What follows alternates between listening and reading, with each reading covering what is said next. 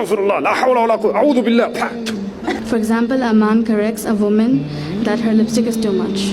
MashaAllah. My sister, what was he doing looking at that lipstick? MashaAllah. The reality is, if politely he reminds a Muslim sister, I don't think to say your lipstick is too much is actually respectful. To be honest with you, if I saw a sister, full makeup and whatever, the first thing I would do, inshallah, I hope Allah strengthens me to just look down, And I'm being as realistic as possible, my brothers. I'm trying to word it respectfully. Don't think that I'm a person who's not a human being. I'm just like you. So inshallah, I try my best to look down, and I wouldn't embarrass that sister in that condition. Not at all. It's the wrong time and place. Astaghfirullah, la hawla wa la quwwata, a'udhu billah. Wallahi, what are you doing? The woman will start hating religious people. What are these guys all about? No way.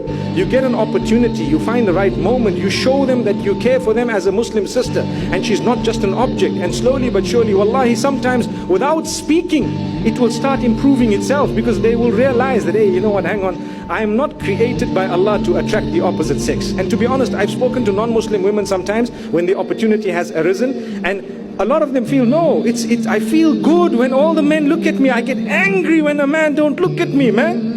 It happened to me once. We were in an airport in one of the European countries, and I walked past, and there was this woman who was literally dressed to kill, And subhanallah, by the help of Allah, and I'm relating it to Allah subhanahu wa ta'ala because we are a human being, I didn't even look. It didn't even tickle me.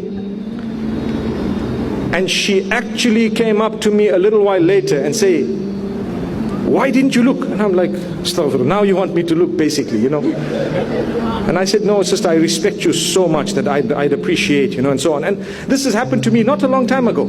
And it's happened to other scholars in the past. And I've mentioned this in some of my lectures as well. So I think to correct a sister, there is a way, a respectful way, a dignified way. But it is a duty to do something about it. When you see something bad, you have to correct it. So when you correct it on different levels, but you are never harsh. The Prophet ﷺ was told by Allah subhanahu wa ta'ala, فَبِمَا رَحْمَةٍ مِّنَ اللَّهِ لِنْتَ لَهُمْ. It is because of the mercy of Allah that you are lenient towards them. Had you been harsh and hard-hearted towards them, they would have dispersed. Wallahi, the same rule applies. You see a Muslim, and every one of us, myself included, we need correction. Imagine if someone comes to you and just starts telling you things, and you're an idiot and you're useless, and what you said and what you did and how you operate, you won't appreciate it, because that's the nature of man. But if you want to correct someone, brother, mashallah, tabarakallah, so on, and if it's a sister, you don't need to get into all that detail, but at least you need to show concern. Sometimes when Muslims have Muslim colleagues who are of the opposite sex, they prefer to talk to non-Muslims than their own Muslims, and this is something that beats me. I don't understand what's the logic behind it. I'm not saying you shouldn't be communicating with any of your colleagues, Muslim or non-Muslim, but I'm saying the poor sister is firstly a Muslim. Perhaps she looks up to you.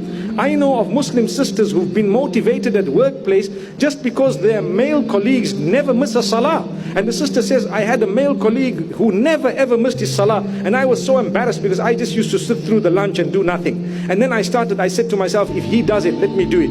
And there was no communication. It was just looking. So this is why we say, subhanallah, there is a way of doing things. So it is a duty of anyone, either one, to correct the other, but with respect and with wisdom. We heard the verse beautifully recited earlier on, Ud'u ila sabili rabbika bil hikmah. When you are calling towards the path of Allah, call with wisdom. Don't call with, the first thing that comes to your head. Sit, think about it, make dua to Allah about it, ask Allah's guidance about it, then do something. You might want to send a beautiful email. And when you send an email, there's a way of doing things. Because if you just send an email to the same sister who's working with you and say, sister, like the sister just said, you wear too much lipstick at work, and that is haram, as it is lipstick is red and the color of Jahannam is also red. Come on, there's a way of talking. So you say, sister, mashallah, may Allah strengthen you, may Allah help you, may Allah bless you and your loved ones, may Allah subhanahu wa ta'ala grant you goodness and greatness. I've got so many weaknesses of my own. Please highlight them if you see them. Please do not feel bad that I'm highlighting to you something minor that I believe, if it wasn't my duty as a Muslim, I wouldn't even have bothered. But I felt very, very slightly that I should perhaps let you know. And as I say, before I let you know, if there's anything that you see in me that needs attention, please let me know. And the point that I wanted to raise was, perhaps if you'd like to consider or reconsider the way you wear your makeup. Allahu Akbar. I'm trying to word it carefully. This is just an example based on what the sister's saying. Or it is much more palatable. A person will take it, they'll say, Jazakumullah khair, I appreciate, make dua for me, I thank you, because of how you said it. This goes back to the way you talk. May Allah grant us goodness and wisdom, but it is our duty to correct one another. Wallahu a'lam.